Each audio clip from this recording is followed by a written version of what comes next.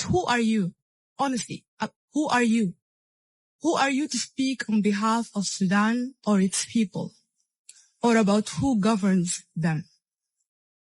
Who are you to lecture us about democracy? The same representative spoke about the suffering Sudanese people.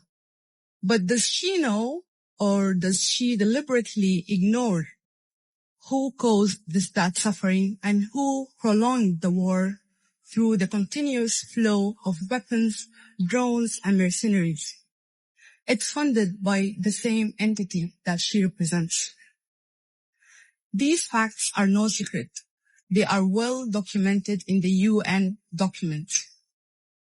Mr. President, the UAE stands as the principal financier and supplier of the terrorist militia that has committed horrific crimes against Sudanese people.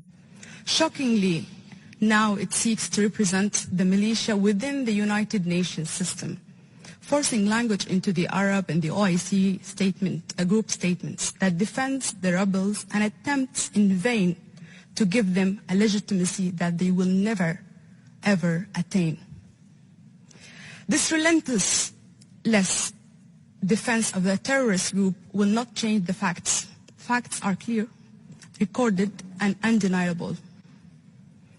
Such actions constitute a grave violation of international humanitarian law and the principle of non-interference in internal affairs of a sovereign state.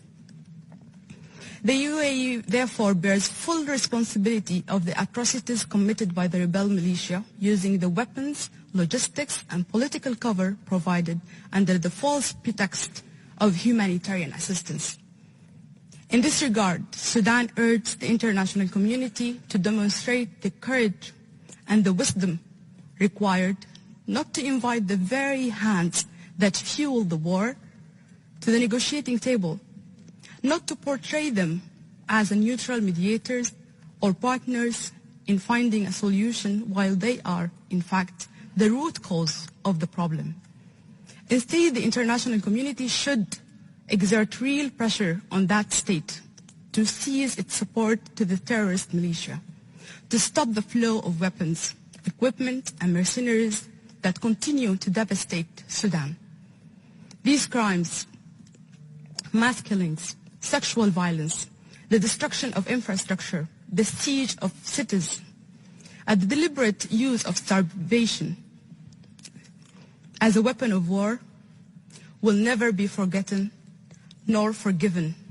Every actor, financier, or enabler of these crimes will one day be held accountable before justice and history alike. I thank you.